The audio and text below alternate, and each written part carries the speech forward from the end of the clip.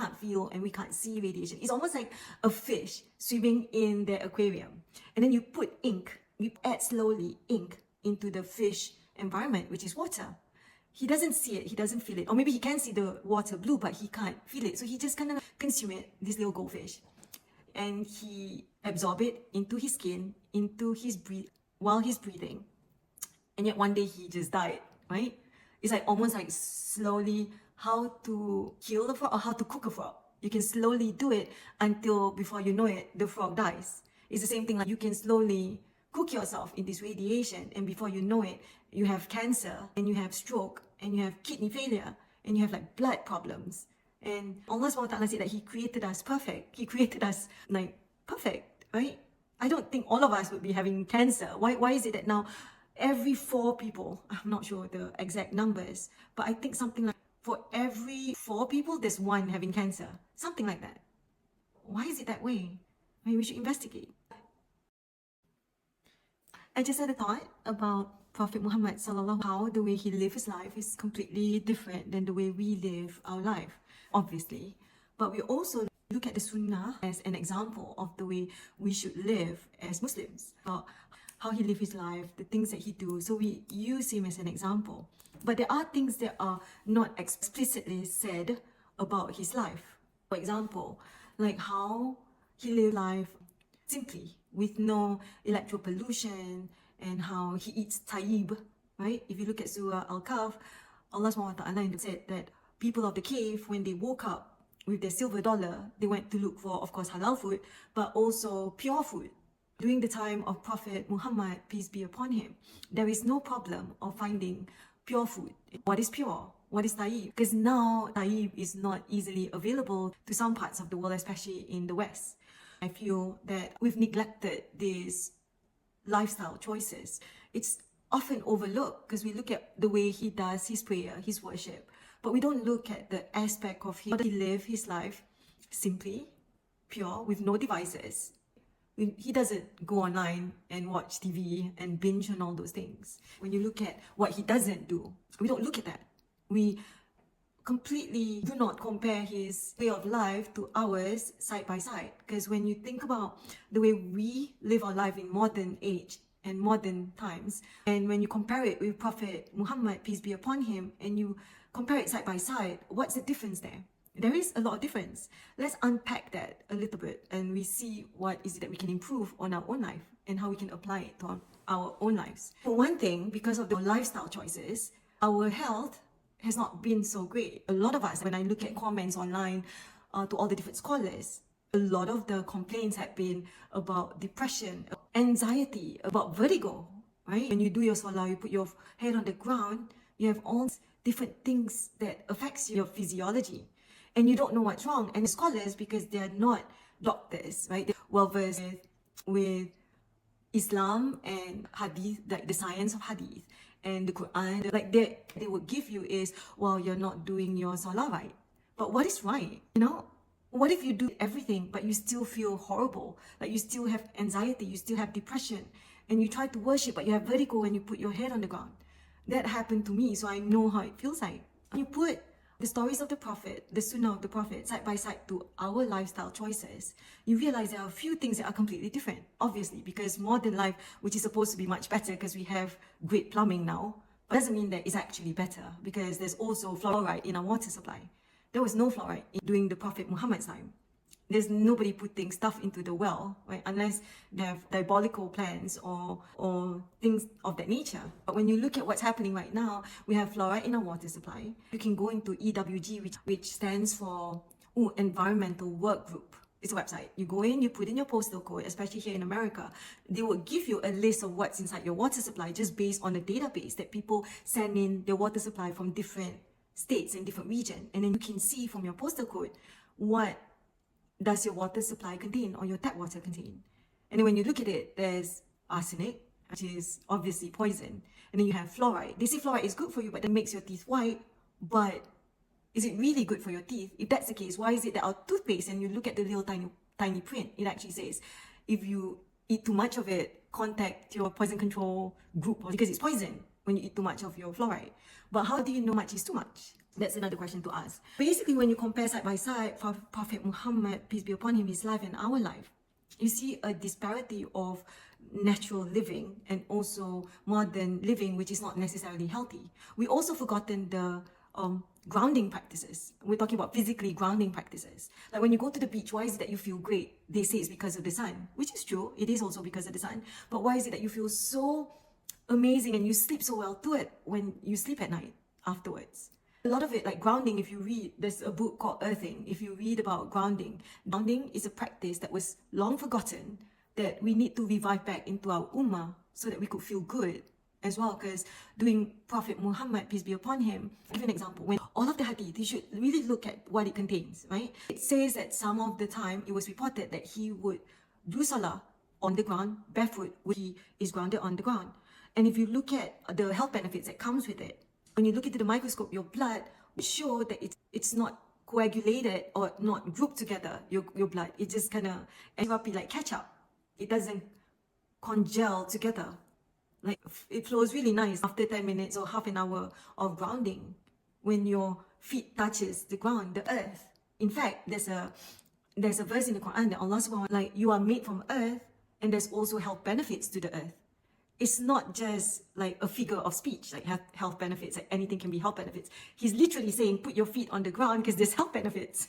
Basically, when our feet touches the ground, it causes the sole of your foot absorb the grounding of the earth.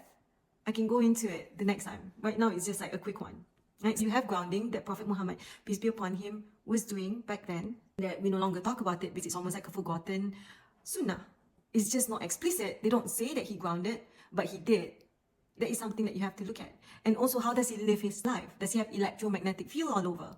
He doesn't have electricity in his cave or in his house, his little hut. There's no electricity, so he is not exposed to ELF, EMF, which is extremely extra frequency electromagnetic field around him. That's one. And then there's another kind of EMF, which is wireless device, EMF that comes from your wireless devices, like your cell phones and your Wi-Fi. When was the last time you switch off your Wi-Fi? I've had my Wi-Fi for about 22 years, ever since I switched it on. Right? Because before that, our time, there's this thing called Ethernet. Up till now, I actually use Ethernet, but only because I've learned that wireless devices release this radiation. Have you wondered why is it that you feel not great? Maybe you should try switching off your Wi-Fi. That's what I'm getting at. And also your food. Look at taib, like pure. We always emphasize on halal, which is true, but that's the baseline. We eat halal food because Allah commanded it, yes, but we also have to eat taib, something pure, because Allah commanded it. He gave us our body as an amanah. He entrusted as He to take care of our body. But are we really taking care of our body? Are we eating food that are pure? What is pure?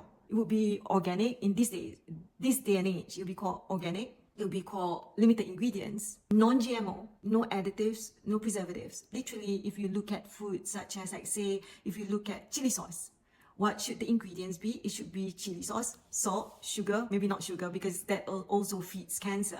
You have to learn these things. You have to be informed. You have to gain knowledge, even the most basic knowledge. And if you can't gain knowledge, then maybe you should look at people who has done the research. Like you can go who talks about keto, right? Because keto is literally what Allah subhanahu wa ta'ala talks about in the Quran that nobody really talks about. Scholars won't talk about keto because they are sharing with us history of Prophet Muhammad. They're sharing with us of the content of the Quran because that's what they do. But there's also other aspect of what Allah subhanahu wa ta'ala shares with us as a guide for us to look at. For example, He talks about He provides us with cattle and milk as a form of provision or a form of sustenance. Cattle is basically fat and meat. And then when you look at it, it's literally keto in modern language. And also, how many times a day do we eat? Prophet Muhammad is known, peace be upon him, is known to only eat one time a day. Because any more, it'll be too excessive. When you can share the rest of the food with other people that is less fortunate, that is underprivileged, that is orphans, right? Orphan meaning you can take care of them and share what you have. So that's something to look at. I would say like those are the forgotten practice of Prophet Muhammad, peace be upon him, and something that we should start looking at to apply in our own lives. And also wireless devices. Right now, when you think about what the Prophet, peace be upon him, have or don't have in his environment, and what we have in this world or in our day and age. Like in our home alone, we have the Ring camera. You don't know how much that produces or how much EMF radiation that produces. And then you have the microwave that you use constantly, which is known to give you cataract, even though they say that cataract is modern ailment or whatever. But chances are while you're cooking, the microwave is right in front of your face and you're exposed to it. That could be that. There's no microwave radiation during the time of Prophet Muhammad, peace be upon him. And there's no wireless radiation with devices that we have right now, which you should learn about. I'll put on the link below of all the different books, perhaps, of you can read and learn about or be informed of grounding, eating right, eating organic, and doing keto, and also electromagnetic field, because I really love talking about that stuff because it's underappreciated and underemphasized, and also different meters that you can look at, because we can't feel and we can't see radiation. It's almost like a fish swimming in the aquarium, and then you add slowly ink into the fish environment, which is water. He doesn't see it, he doesn't feel it, or maybe he can see the water blue but he can't feel it, so he just kind of consume it, this little goldfish, and he absorb it into his skin, into his while he's breathing, and yet one day he just died, right? It's like almost like slowly how to kill the frog or how to cook a frog. You can slowly do it until before you know it, the frog dies. It's the same thing, like you can slowly cook yourself in this radiation, and before you know it, you have cancer and you have stroke and you have kidney failure and you have like blood problems. And Allah SWT said that He created us perfect. He created us like perfect, right? I don't think all of us would be having cancer. Why is it that now every 4 people, I'm not sure the exact numbers, but I think something like for every 4 people, there's 1 having cancer. Something like that. Why is it that way? I mean, we should investigate. What I learned is that the reason we're not living the way Allah SWT created us to do. For example, we have electro pollution around us. We're exposed to all this radiation, like wireless devices. How many wireless devices do you have at one given time? See, if you're working right now, you have your laptop that is launching radiation, and it's connected to your Wi-Fi, which is launching radiation, which is connected to your Bluetooth, your keyboard Bluetooth, and your mouse Bluetooth, which is launching radiation, and your phone is next to you, which is also another an additional radiation. And then you have your Ring camera and your iPhone watch. I challenge you to use the Green Meter Safe and Sound Pro and measure each and every one of these devices and see how much radiation do you actually have, right? So you can't say that you're living naturally when you're exposed to radiation, and you can't say that you don't know it. There's thousands of researches done about this. Something for you to think about when you think about the Sunnah of Prophet Muhammad, peace be upon him, and the way we live is completely different. Let me know if you want to know more about it and what does it mean to ground, or the mechanics of grounding, because Allah subhanahu wa ta'ala has created all these different mechanics and natural law that He has created that we should learn about, because it's in our environment, it's in our home. Remember, Shaitan has promised us or promised Allah subhanahu wa ta'ala that He will be getting to us from the front and the back and the right and the left. How else can you get those things? By your black mirror, the devices that you have all the time. I mean, when you go to sleep, what is right in front of your face? It's your devices, right? It's black mirror. So right there, you're just radiating and you don't even know it. A lot of people put the emphasize on like blue light, because they say you can't sleep because of the blue light. So you wear these orange glasses and you feel great. But what if there's more? You should look into it. It's called EMF, electromagnetic field radiation. And it's right there in your face, okay? And so it's not just about yellow light. It literally is doing something, changing your DNA, and that's what Shaitan has promised Allah subhanahu wa ta'ala that he would want to do, is to change Allah's creation and also to influence human beings. So yeah, we can't allow that to happen, basically. So if you want to know more, just let me know. Okay.